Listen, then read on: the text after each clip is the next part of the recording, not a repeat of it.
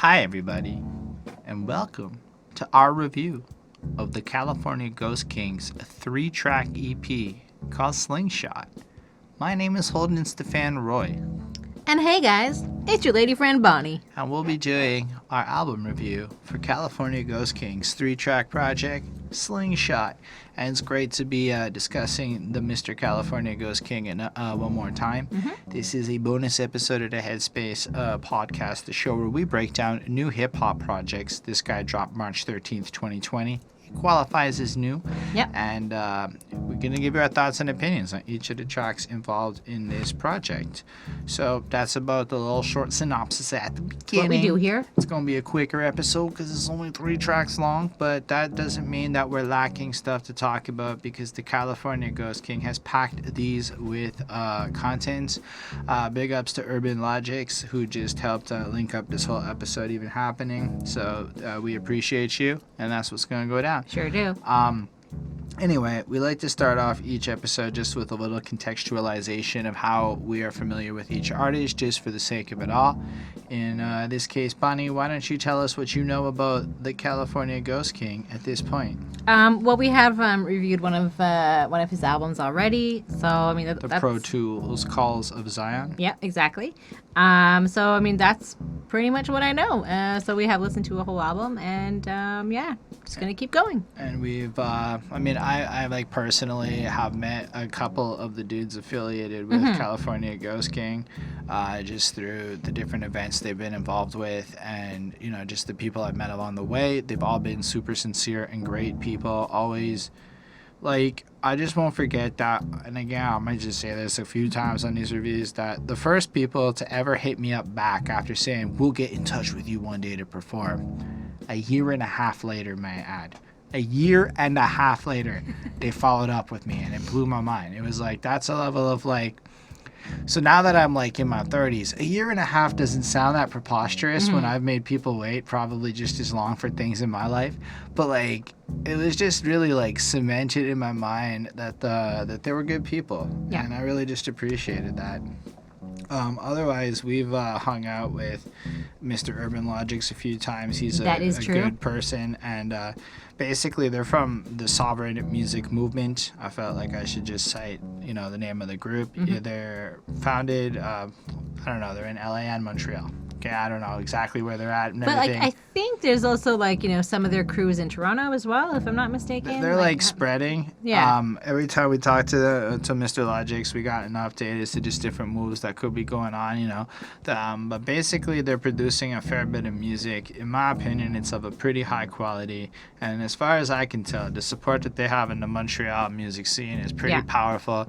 To the point where, like, name dropping Urban Logics in a conversation with a local rapper gets you cool points. So I thought that was like just fascinating. I'm not really one to do that because I think it's cheeky as fuck to like monopolize your relationships in life like that. But I did want to I mean, if it comes up honestly, that's one. Yeah, like that's I want to thank Urban Logics for linking else. us and introducing us to California Ghost Kings music, because that wouldn't have happened. And even a foundational knowledge to understand that, he gave us some knowledge there. To me, that's really cool. Yeah. Anyway, all that being said, this is the second real exposure to Mr. California Ghost King's music, and basically this is a 3-track project called Slingshot, which I had sitting on my computer for a while, and I'll be honest, I forgot. And so here we are with our late review, and we'll have another one from their group coming in the next little while, a couple of weeks, so keep your eyes out for that. Meanwhile, what do you think about the title and the cover of this project? Well, you know, I think it's cool. I like it. I mean, the title is fine. You know, a slingshot. Like, that's what comes back, right? It's not, like, I'm trying to think. Slingshot's like, it's like a gun of yesteryear, if you think about it, right? Like, it's just some rudimentary like, it's just stick, like that, right? And you, like, got an elastic band, you put your projectile in it, and you snap back, and a slingshot is what David used to kill Goliath. Yeah, or a sling, whatever. Close enough. Yeah. It was a shot from a sling, which is just like another way of making a slingshot. But that's the kind of imagery. And yes, I listened to the project, so that elicited imagery in hindsight. But it's a cool idea, just the slingshot, because it's such a basic weapon. It's like anybody can craft this shit. Anybody can just go pick up a stick. So it's just like a Y with like with an elastic attached to it and a rock, right? And like a little mounty area, like a thicker part to like. But even then, you could probably work around it. But yeah, it's any like you could even do some basic shit with your fingers and pull an elastic band and a piece of paper and snap at a motherfucker and cause some shenanigans. But in theory, if you use like a hard enough object like a stone or a pebble or some shit, you're effectively moving a high velocity bullet. Okay. And it's a cool idea because if you look at the cover, it's like a slingshot being fired, and then that jacket is just so bright. I'm like, you know what? When I looked at this image, I said he could be anybody in Montreal. Like, there's just a lot of people with outfits like that just walk around. I mean, usually you'll see their face more, but I think what really strikes me is you have such a basic weapon, like this everyday object that you could just pick up and practically makeshift out of nowhere, and then you have this guy that could literally just be like I've never seen a dude's face. He could be anybody. Yep. Walking around the city with a slingshot ready to cap a motherfucker in like a basic kind of low-tech way. And it's cool though. But it honestly comes off more dangerous to me than say he was, flossing with a gun. Because this shows like a more visceral, like savage, down-to-earth approach to it all. Like, I am willing to come at you with anything I've got. Not I'm willing to come at you when I'm well-equipped and well-armed. Like it's a more... I don't know, just visceral is the right word for it. Yeah, that's cool. Anyway, fun fact about this project, all 3 songs have a certain word that I'm not going to say. Yeah. I just don't say that one personally. Y'all can have your opinions. I don't use it. It's pretty clear why. Either way, the first one is Black Gate, and then it's a pluralized version of the word. I like this beat. I don't know who produced it. I'm certain we can find out and update you at a later point. But it's just so funky and bouncy, and the sounds go like do do do do do. It just kind of makes me feel like this mushy, happy feeling going on in my brain when I hear this beat. Like, that's cool. Like, I would recommend headphones just to get like that enclosed experience. Like, I guess I've been like kind of in the last couple of years really aware of the difference between like speakers and headphones and earbuds and all of these different sound. Like, to me, this is some headphone shit, like proper over the ear, you can hear the fucking booming bass. That type of fucking speakers is your optimal experience, but it's well mixed, everything is fucking proper. But I done talked a lot already, I'm gonna talk a whole lot again. So Bonnie, how do you feel about this project? Well, I definitely agree with you. I think it's a really very funky sort of beat. I definitely enjoy it. It's very cool, and it kind of sounds like almost like it made me think of like somebody playing with like water, like somebody it almost sounded like water droplets kind of like being played with, and because you can make music with water, so it kind of sounded like that, but in like a weird sort of like distorted way.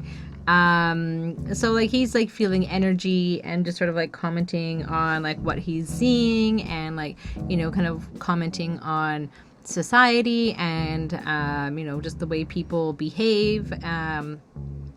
And he was in some sort of like meeting. I didn't really catch what kind of meeting he was in. It kind of felt like it was, because in the context of where he's going on there, it was like the industry or to be like successful, and he was a young guy. Yeah, I didn't know if it was like a town hall meeting or something like that. Where it's almost like compromised the integrity of being a black man by doing these things is what I took through based on where we're at that point in the song. Okay. So yeah, I'm like, but like he was just kind of like astonished, I think, the fact that change wasn't being made, like things weren't being addressed, and I think he was just sort of, like I said, astonished with that kind of, that adults behave like this,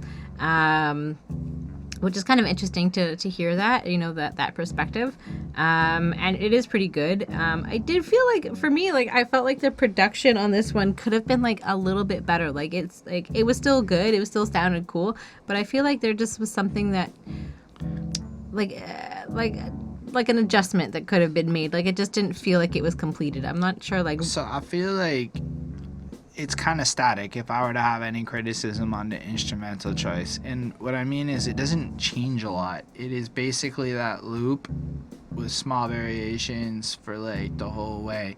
And I think part of that is we're accustomed to intro loops, chorus loops, bridge loops, all these different loops, right?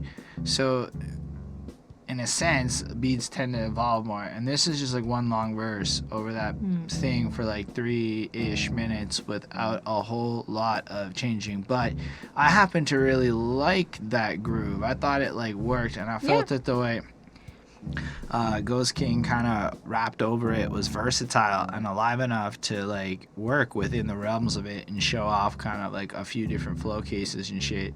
Yeah.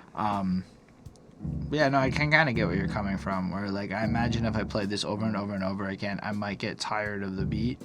Maybe. I don't know. It just didn't feel like it was like perfect. Like, but I mean, I don't know what is, right? So, anyways, that's just my opinion. I don't think it's perfect. Yeah. So I do find that there was like a lot like in this song. In terms of like the lyrics, like there was a lot going on. Like he was talking about kind of issues between races and, you know, issues towards black people specifically in the United States, and, you know, questioning like why people behave certain ways and why you know, society feels like they have a right to judge people and comment on people's, you know, the things that they do, you know, and as well, you know, which we have kind of touched on, you know, in the other album that we reviewed of his, kind of lots of kind of biblical references and, again, things I'm not like 100% on, but, you know, it kind of can catch some things. But yeah, there's lots about like God and sin, and just sort of like different religions as well he talks about, so it's kind of like all encompassing. And then it ends, and then it says, but first I've got to make a lot of money, which for me, like, it felt off because it just felt like this whole song was talking about like all of these you know, people's morals and things like that, and then we're ending with like his desire to make money, which like is, you know, is also sort of like a sin, I guess, right? So, but like I guess it's going to be on how he spends his money and if he kind of puts it into helping fix the whole situation that he sees. So, like, I don't know, it felt a little bit like off, but like it did all tie together in like the same sense. So I don't know, it felt a little bit confusing, but, you know, interesting at the same time. Overall, I mean, I like this one. I found it to be like all right, but I felt like there could have been like a little bit something better to it, although I'm not sure what exactly, so I don't know if that helps. So I gave this one a 4 on 5. I definitely feel like it's very message driven, and I guess what attracts me to it is a lot more the way he flows ideas sequentially. So like it starts off like, I only kick that dope spit for dope fiends off that dopamine. So you get and his rhyme schemes are pretty great. It's like it's powerful. So he's kicking dope bars for dope fiends, people who want that shit off that dopamine, who vaporize greens with king jeans and caught her wife queen. So it kind of paints an image of who his people are, like these weed smoking, like pride. Like I just picture men with like strength in them, who respect women, who like, you know, and if you harm their babies or teen, they'll go marine, people who take care of their own. All of that while rhyming perfectly, and leave you slumped in the latrine or lost in a ravine, body snatched like my boy spleen snapped by submachines. So, I mean, he's just laying down the tenacity of what happens if you cross these people. Yeah. Which is fair. It's just, you know, laying out a context, you know. Can't walk, he can breathe and with drive to feed his seeds with joy, so it's all tambourine churched and serene on my scene, but what's manifested from Colonies 13 is obscene. It makes me want to go Wolverine. So I get the feeling that like some shit's getting kind of corrupt, and he looks at the situation that's influencing the youth, and it makes him kind of pissed off, you know. All these slave signees with head in dirt ostrich ching. So I'm picturing more here like the industry, like these people people who sign the contracts, the people who kind of accept dollars and whatever, but at a certain costs, you know? So in industry, you can't moonwalk no more Billie Jean, no Bible verse, induce love and knowledge, no Philomene. So basically shit's changed. It's not the way it used to be. You know, he was in this meeting, probably the youngest they're seeing. A lot of good people got up and immediately started leaving. So here he is that meeting you're saying as a youth. So you can picture him kind of looking at this record industry thing, or perhaps some moment where he's seeing people who are players and he's the young one in the room, but he's seeing how these good people are leaving and he couldn't believe or process it, you know, because his mind is old, so he understands that this would have the hoods bleeding. So as he processes the decisions being made by these corporate systems that are at the cost of the hood and the benefit of these youth, it's like looking at that, you know. And I like when he goes, so it's a complex prison breeding. So so through complex readings, they are far from complex readings, because Complex is a hip hop magazine that promotes a certain culture, you know. So it's almost satirizing the idea of like how they're creating this complex prison of actions by using magazines like Complex to put complex ideas into play, you know. Which is something where it's like the industry is effectively a place to corrupt young black youth and have them go through bad choices rather than actually learn or become anything, you know. So a young black might tune into that training, in that case tune being the imperative word for the music. So he tunes in, hears this kind of shit, and gets trained, and find his moral fortitude waning, reaching that crescent, entering heathendom, be ridden of a system of intimate rhythms, introducing symptoms of music ones. So effectively it's like the moral destruction via music. It would be it, you know. And then he kind of moves on a bit, you know. So for me and my kid, America's a trap. We know the drill, and trap and drill are both hip-hop musics, which is an interesting point. Both more violent hip-hop musics. And then I like this part where he's like, I seen Greek whining over Trump, and I'm like, did you mean like real Greeks? Like Greeks? Like, I don't know. But I didn't know why in particular they were being pointed out.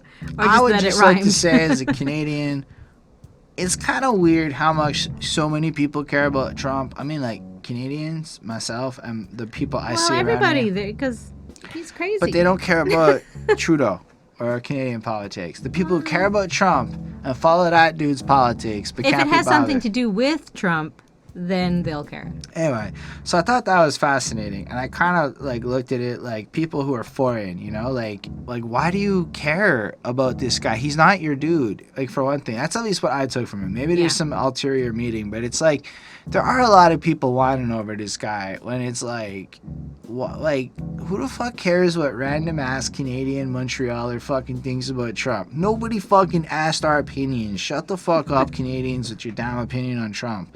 Fucking worry about Trudeau in our elections. I see weak people whining over Lil Pump, and I like his like flow. He's like he breaks into like this modern kind of flow, and I'm like, yeah, there are a lot of weak people who whine over Lil Pump. Why do people whine over Lil Pump? The dude's just like a kid. Like, he's not. I think he's 20 now.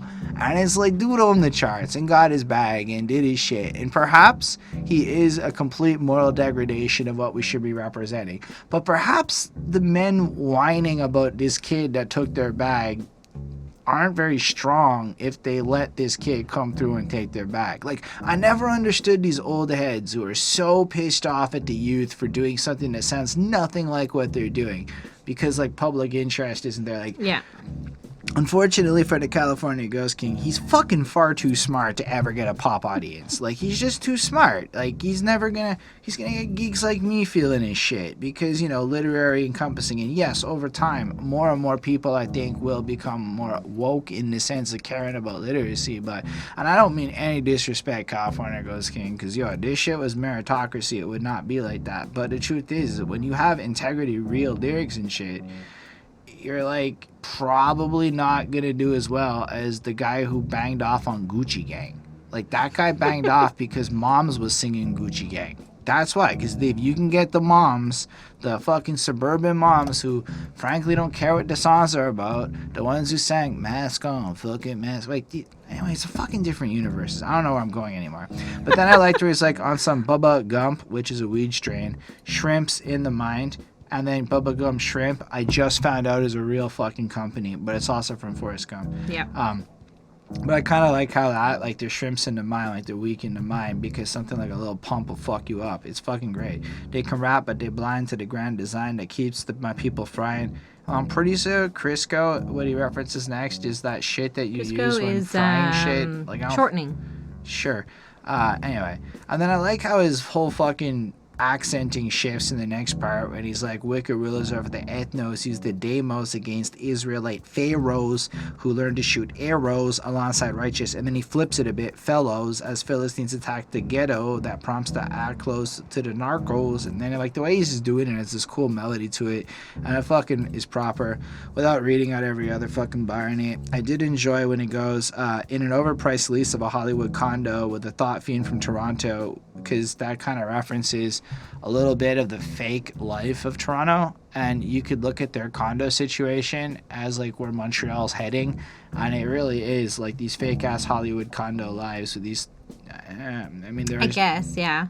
Like, it just went, and then who measures your worth according to the values and principles of OVO, Drake's label, which is these fake ass Hollywood condo lives with the thoughts and the girls and the underage ladies. Because remember, him and Millie Bobby Brown or whatever were good buddies for a minute when she. Oh yeah. Oh yeah. It's a little weird. Oh, but anyway, if it's not her, it's some other teenage celebrity girl, and it was a little weird. Anyway. And then I like, your life story determines your diplomacy with my people. God gives no immunity for your mutiny, whether Muslim you be, follow Christianity or Jewry. I'm like, okay. It's fair enough. I mean, I've never heard anyone say jewelry before, but no, you can say it. I mean, I just never heard it. It caught me off guard. I'm like, it wasn't like a bad. It was like, yeah, that sounds appropriate. It was just never heard it. But I liked it because you will merrily float your jewelry down the streams to me. So if this piece will ruin you, it seems that's what it's destined to be, because this white supremacist rule been wishing a noose on we. So I appreciate how it's like, at the end of the day, your intentions, your purity of who you are, regardless of your ascribed label and situation, doesn't change the fact that your actions and your realness is going to kind of shine through. And yeah, the white folk may have created a system that fucks over other groups of people. That's fair. That's fair. But when you get down to the end of it, you know, I'm here for evolution, so let's get to solutions. And brother, I got a fair contributions, but first I need 10 mil in my bank. It's like, he can come through, he can fix the system, but then it almost outlines like the real problem that I think is facing everyone. If California Ghost King had 10 million in his bank right now, he probably could succeed in a way where I wouldn't be going, dog, Gucci Gang's gonna outperform you because of the pop world and the way that shit is. Having that 10 million in your bank is a powerful fucking tool. Like, listen, I need 10 million in my fucking bank too. Well, I mean, I think anybody would be happy with that. That's true. But not a lot of people need that shit to bring visions to life. A lot of people want that shit. They desire that shit. When I say need, I mean like, you have a plan and like it becomes like you literally need this, or you can't act upon like the purpose you were put on this earth to do. To me, that's like need shit. Now, do I need 10 million? I mean, I could spend 10 million to build my shit out. I definitely could benefit from that. But again, it's not like I'm thinking house and shit. I'm thinking more like infrastructure. I'm thinking more, how could I pay the people I need to pay to get the things I need done? You know, 10 million's a nice number to start building in a competitive world of fucking record labels and shit. Yeah. So I can understand how it looks like a juxtaposition, because it is. But it's almost like this blunt reality. Here's the fucking world as I see it, but the truth is I need this, or it's almost like I can't do shit.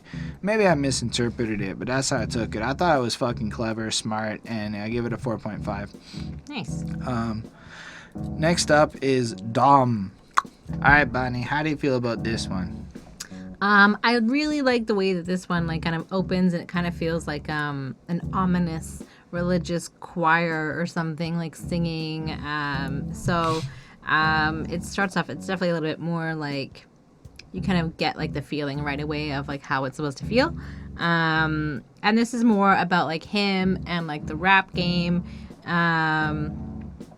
And that he's been involved and doing this for a long time, and you know, like he's kind of seen everything. He's kind of knows, like he's got, you know, firsthand experience and everything. And he's saying like, you know, like also like I found something that I thought was pretty interesting and still powerful was you know, he's saying like when you lose a friend, it still hurts, it still causes pain.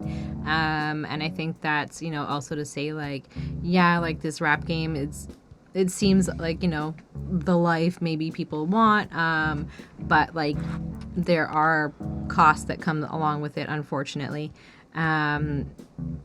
So I think that was interesting. I really like his raps are really interesting, the way that he does that, and like a lot of the time, like he'll stick with one rhyme scheme per like verse or whatever, and it's really like neat the way that he does it, and he kind of pulls it in and out. I took like a few lines from like the second verse, I believe it was. We saying you insane revolt 45 Colt, make you sane bolt, Usain Bolt. So like that's kind of like what he's saying. With the click clack of the bolt, these dark figures be wild when they off the boat. Slave ships and whips make us blanks, cause we broke, so we still act like blanks when we broke, instead of painting pictures with each stroke like period Baroque. So I thought that was just like really great, like, and it keeps going like that, and it's just really fascinating the way that he's able to do that, and like just kind of make the whole thing kind of work together. And also, there's another thing I wanted to mention, that he does reference a lot of things from like the 90s. So I feel like it's definitely like dating him, but also saying, that he's kind of been around for a while, and he's kind of seen like all of these random things that have happened. And if like what he's talking about, then you've been through it. Like, I know what he's talking about. So like, I mean, I've been around for a while. So yeah, I think it's more just sort of that as well.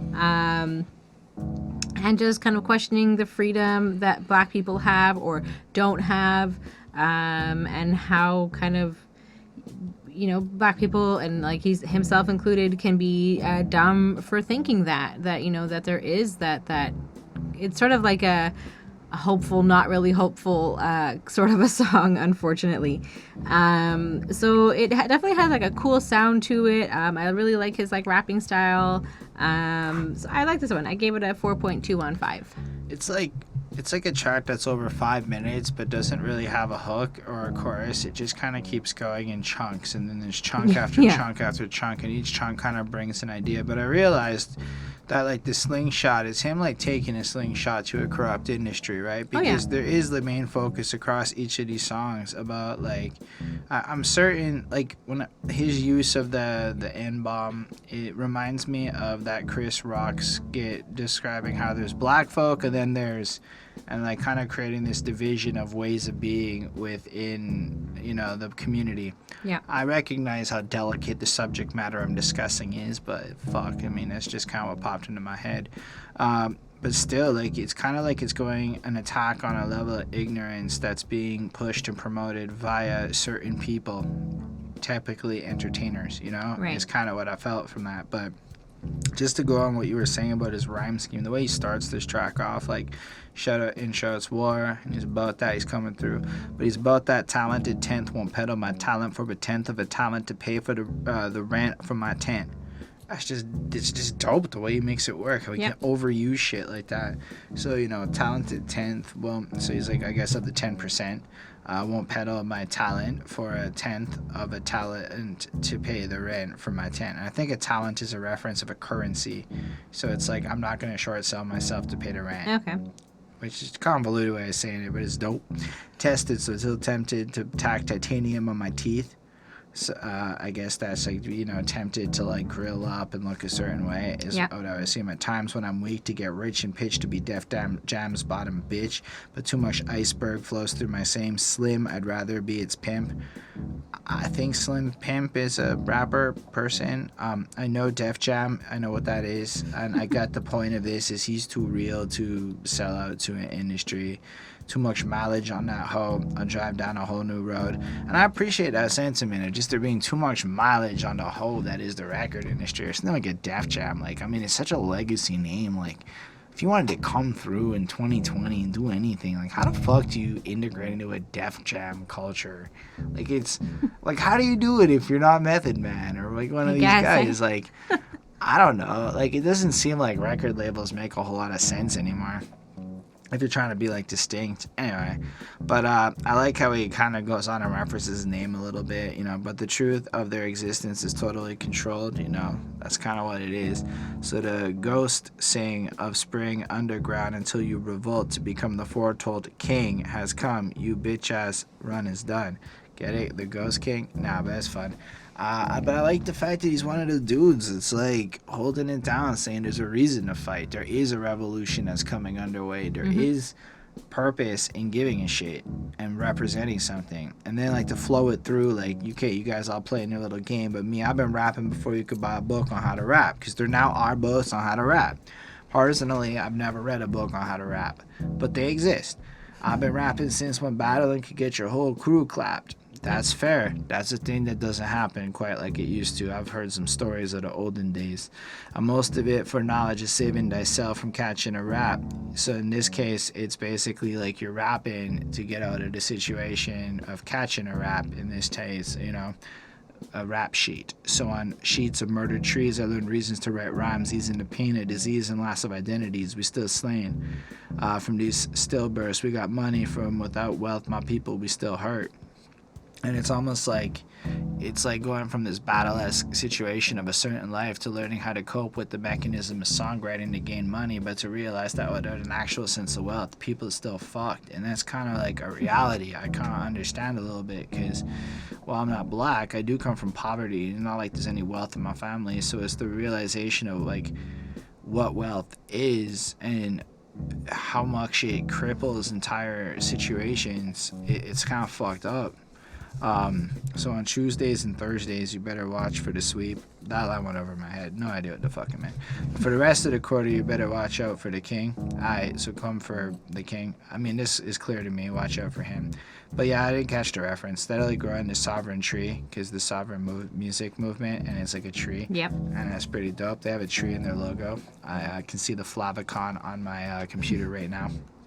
None of the roots go as deep, which is implying that these people who are a little fake or don't have the depth of something like a sovereign music movement, who has been like fucking deep at it, like their tenure is like legit in terms of all that. Anyway, and then I kind of like the way he says dumb a bunch, the way he says dumb, because the song's called Dom, right? Which I guess it's at first I was waiting, and then I was like, oh, that's what he's saying. Yeah.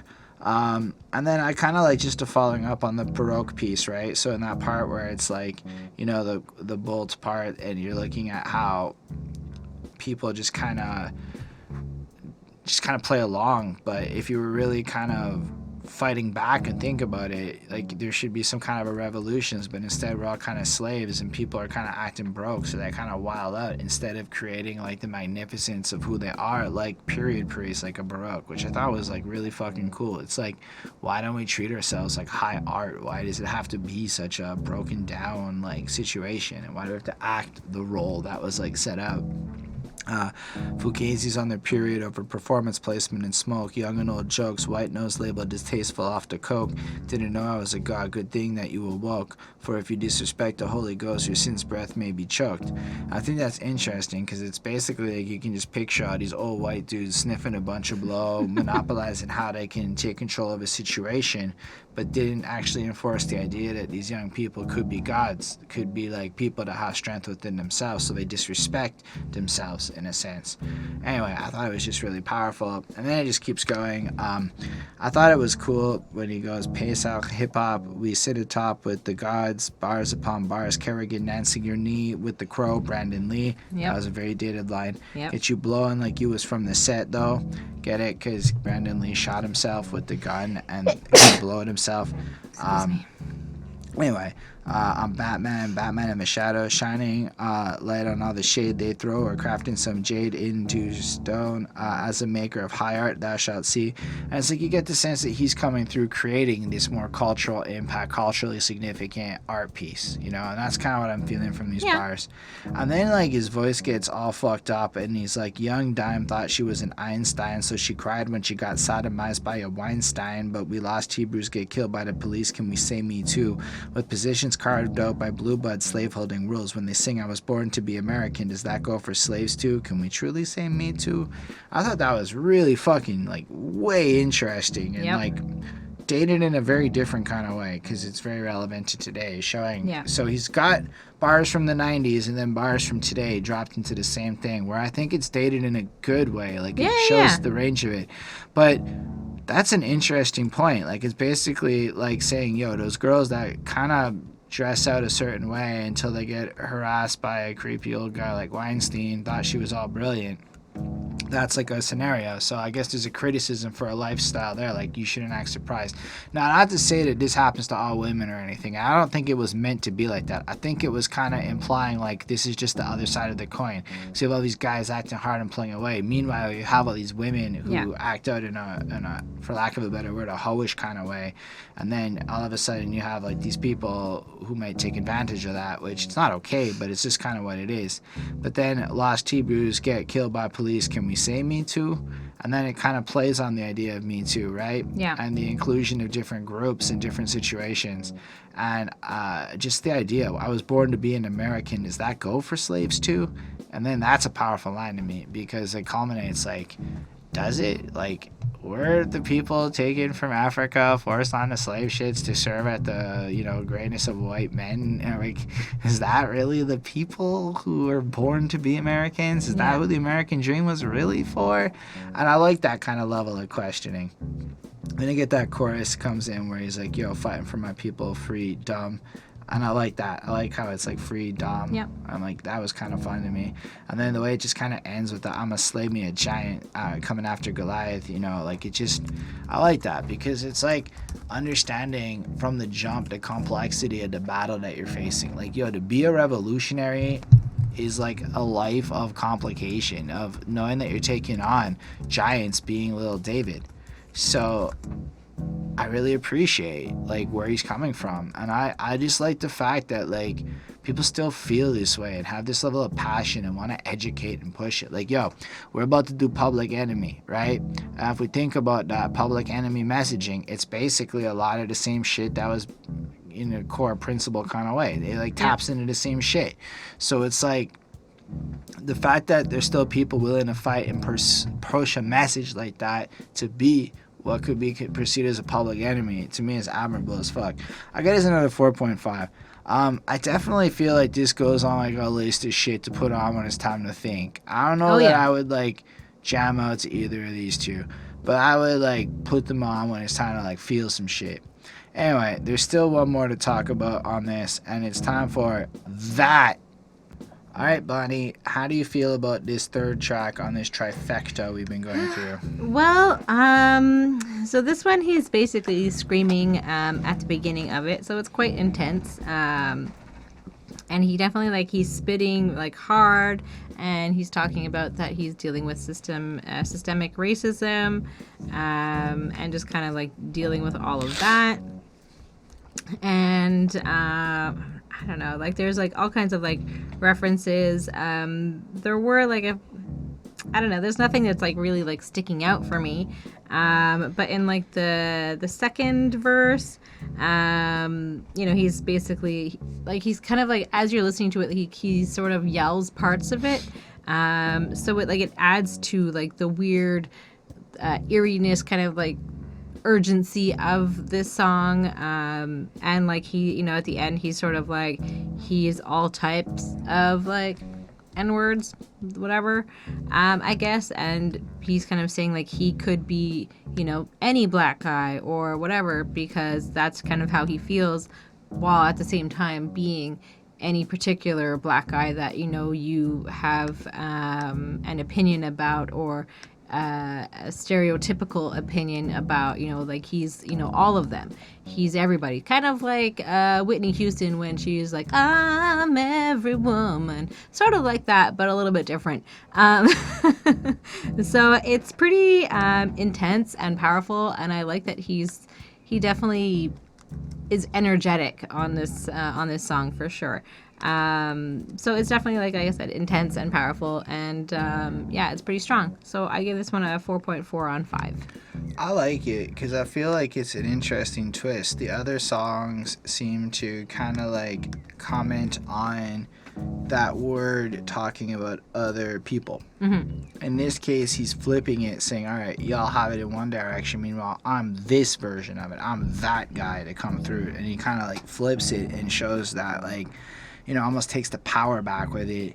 You know, I'm that to kill that one, so I'm the one that's coming after you. Like, I'm the one that's going to destroy the culture that represents this term. Like, we're going to flip some shit with a slingshot to the dome piece. Mm-hmm. So it kind of letting you know he's got a slingshot, he's bringing it to your And also dome like the piece. fact that he's, you know, So shooting it's it. like a slingshot to your head. You know, it's kind of like flipping the idea of a gun in general. But, like, Yeah. I thought it was cool because it could also just be a gun. But also, you know, it brings you back to like the, you know, killing of Goliath, right? Like Yeah. how this one little guy was able to like overcome this like huge, you know, because wasn't he supposed to be like a giant or something like that? Like he was, you know, He was this a giant. huge giant man.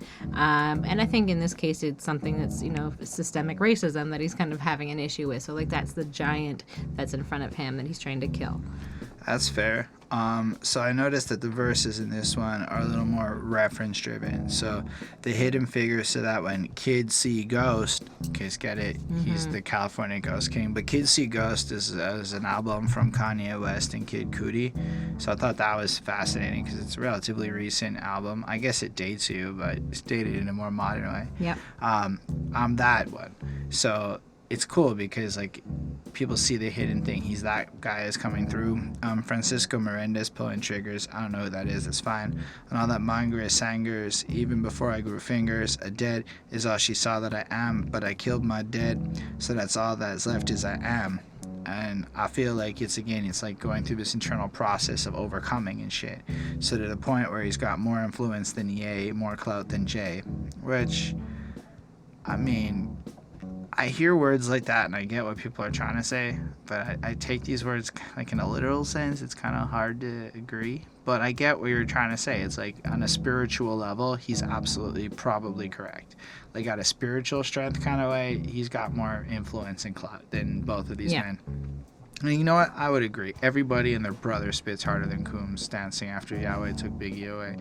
Because I don't think Coombs spits very hard. But it's still clever and shit, right? He's bringing up all these greats and just flowing it through. Yep. New fruits black to keep you enslaved, which is an interesting thing because, like, Kanye is very big on the idea of new slaves and shit. So, the out group with the hate, though I hate. The out group without the hate, though I hate. So it's like he's coming through without hate in his heart, but he's hating a bunch of shit that's out there, these bad things going through. So it's like he's picking these bigger figures within the hip hop culture who represent a certain degree of poison that he wants to kind of take out. Like that's what he's going for. So then you get to like the other thing. We've overcome systemic racism when we know and understand how we became and are still slaves to them. But who is them? Well, keep listening and see that Big King Cali is guaranteed to drop that gem. So it's like, I guess commenting on how we've I feel like that was a little more of an ironic line. Like, how is it that we've overcome anything when we're still slaves to them? But whatever. Who's them? You don't understand? Check it. I'm going to show you what's up. And then he proceeds to list a bunch of albums from Wynton Marsalis, who I literally had never heard of before this point. So I suppose the education for me is to go listen to them and figure out why California Ghost King drops 4 of his albums in a row with I'm the Blood on the Fields, Black Codes from the Underground, From Plantation to Penitentiary, The Ever Funky Lowdown. What's cool is that it kind of conveys this revolutionary rags to riches kind of spiritual journey through these words with that, you know, tone of dealing with the racial divide of shit. And so it's pretty clear what he's trying to say with those titles, making it clever, but it does make me want to know more about who this guy is, right? Because without Google, I wouldn't have understood shit. So thank goodness there's Google. Their minds, bodies, and their souls be weak with strong seats at Fashion Week. That's fair. That's a bunch of little petty fuckers who are up front on Fashion Week but have nothing going on, but they have clout and shit, you know? Yep. Triple stick star, sweetest that sweep, secrets over the sheep. I love the alliteration there. It's fucking dope. To be that faith leap, Assassin's Creed, we got front row seats watching America bleed, make America great again, then deport all Europeans because 1865 was a lie. So was 1960 civil rights. That boy Rick sure looks slick with the patch over his left eye. I just kind of like that. Yep.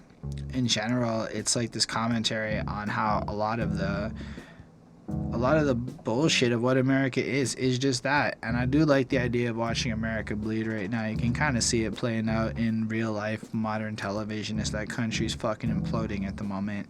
Um, and there is a lot of interesting commentary on the civil rights. The more I learn about it, the more it could be argued that it wasn't necessarily the greatest thing to happen to the hood. It might have been an interesting move, but it might not have. Like, it didn't end things. It just shifted shit. Yeah. Like, it's like people act like it's over, but it's not. It's still got a lot of problems. Yep. Anyway, so I just like, therefore I use my mind's eye to divide and conquer their frolicking lies. Yeah, for now we'll take the Pulitzer Prize until the Most High hears our cries and brings Pharaoh America down with 10 plagues before our eyes.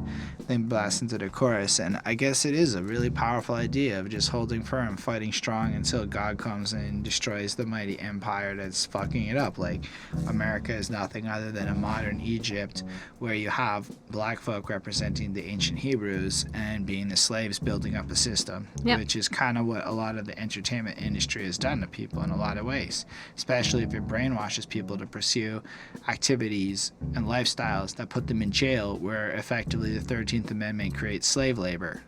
You know, like, there's so much twisted shit like that.